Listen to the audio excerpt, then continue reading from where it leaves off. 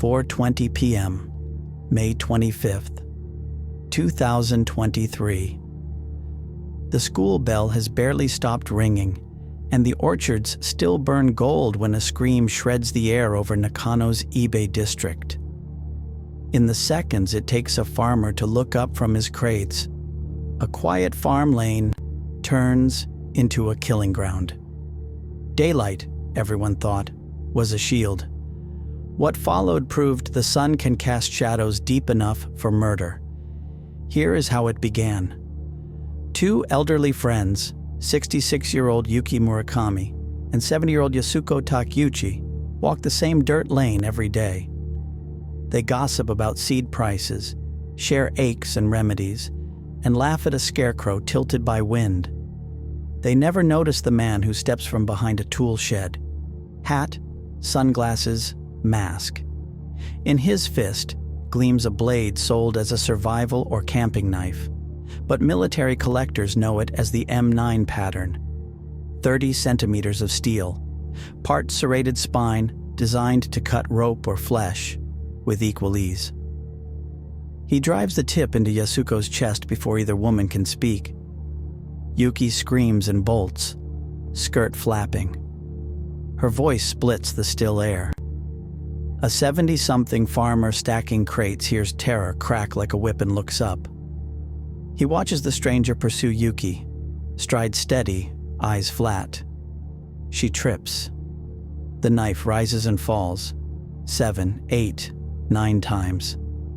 Later, autopsy notes list collapsed lung, pierced liver, near amputation of fingers raised in futile defense. Calm, mechanical, deliberate. The farmer shouts and rushes forward, swinging a pruning pole. The attacker swivels, slashes, but the blade skims the old man's shoulder. Breathless, the farmer yells, "Why? Why are you doing this?" The answer lands cold. "Because I wanted to kill." Then the assailant strolls down the lane. At 4:25 p.m., the first patrol car bumps over the gravel. Rural beats rarely require armor, so officers wear cotton shirts, no vests. As the farmer frantically waves, a hand-pushed delivery cart rolls from behind a greenhouse. In it lies a Browning BPS 12-gauge pump-action shotgun, its Parkerized barrel cut for slug sights. The man lifts it with practiced motion.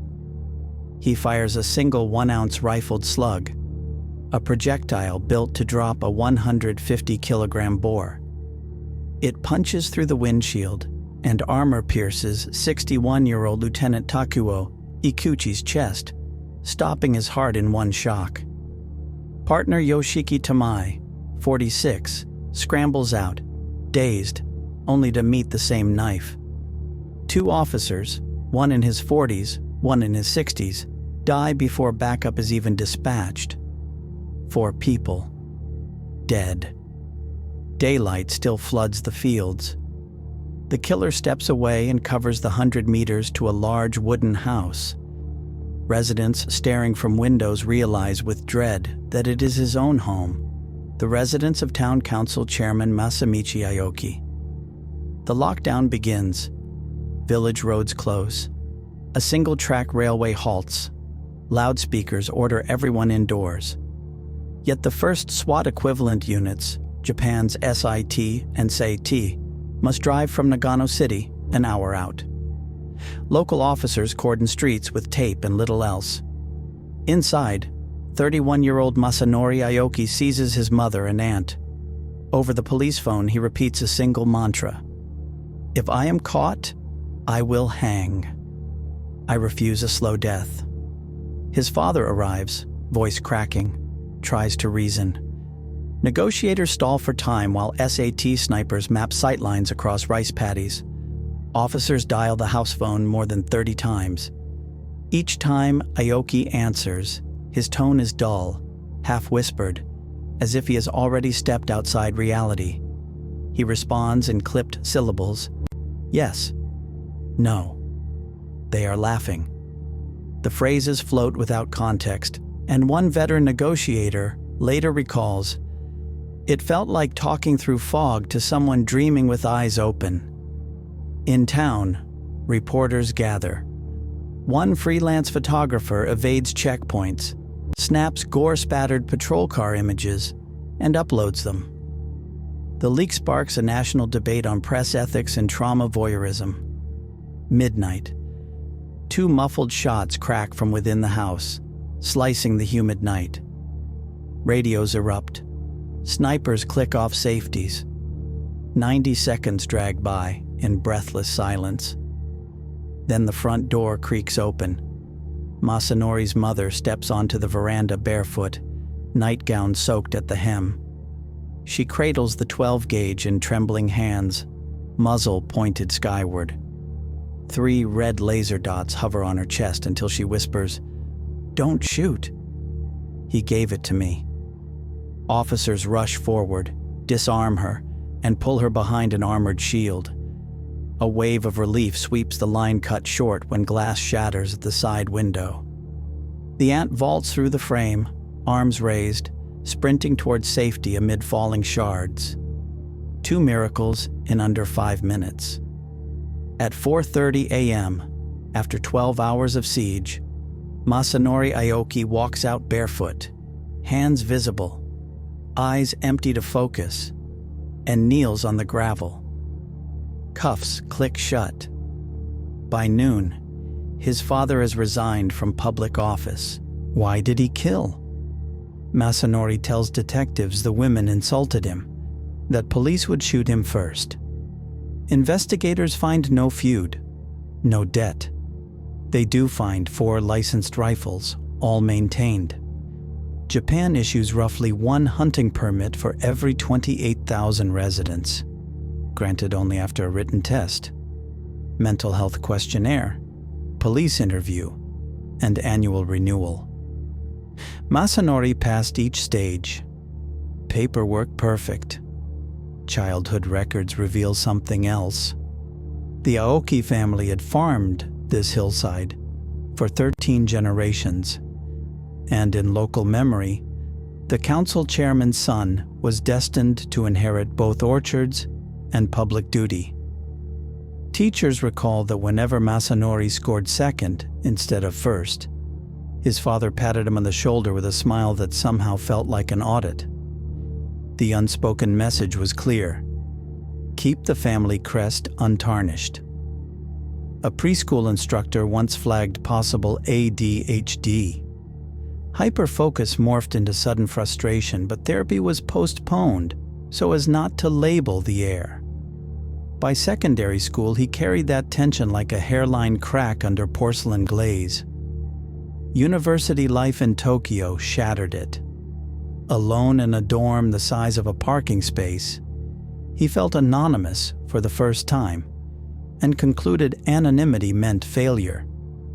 He retreated into a single room back home. Curtains taped shut, the only light a computer monitor cycling through first-person shooters at 3 a.m. He spoke through a headset to strangers who knew him only by an alias. Empty energy drink cans stacked like fortifications along the wall. On the desk lay a notebook filled with floor plan sketches of the house, red X marks. Over windows, he insisted, were vantage points for spies. Each marathon gaming session let him rewrite the world. In pixels, he was the hunter, not the hunted. The longer the sessions lasted, the thinner the membrane between screen and reality became. Psychiatrist Kenji Ito explains on local news, untreated ADHD impairs emotional regulation. Add chronic hikikomori isolation, and the brain begins to feed on its own narratives. He estimates that by the siege, Masanori's self-worth hinged entirely on an all-or-nothing fantasy, either unassailable or annihilated. When reality threatened that fragile construct, Ito says, violence offered the quickest rewrite. Combine that with parental prestige and the pressure to appear flawless, and paranoid ideation can spiral unchecked. Criminologist Yasu Oguchi adds a darker layer. The target was symbolic. By killing publicly and forcing a siege at his parents' home, he transferred shame onto them. Indeed, though he wielded lethal force, he spared his own relatives. Evidence technicians face hurdles. The daylight crime scene lay exposed for hours while officers focused on containment, not preservation. Rain overnight washes away footwear impressions. Wildlife disturbs shell casings. Inside the house, SET finds shotgun residue, but struggles to separate forensic traces from decades of family occupancy. A year passes with no verdict. Defense attorneys request a second psychiatric evaluation, stretching pretrial procedures. Meanwhile, families of the slain release a letter. Our loved ones died not knowing why. We demand the maximum sentence. We demand a country where daylight feels safe. Today, Nakano tends its orchards under the same bright sun. Children still bike past the intersection where sirens once wailed.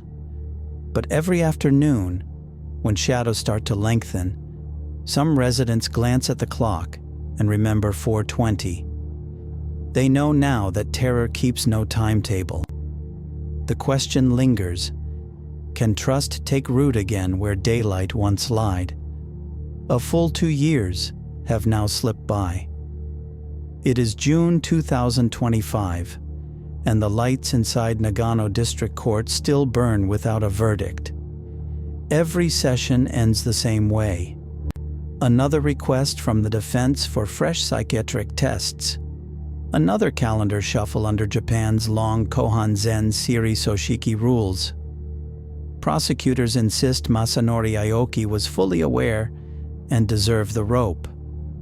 His lawyers reply that paranoia clouded all reason. With each postponement, the families of Yuki, Yasuko, Lieutenant Ikuchi, and Officer Tamai sign new letters, pleading for the heaviest judgment and an end to limbo.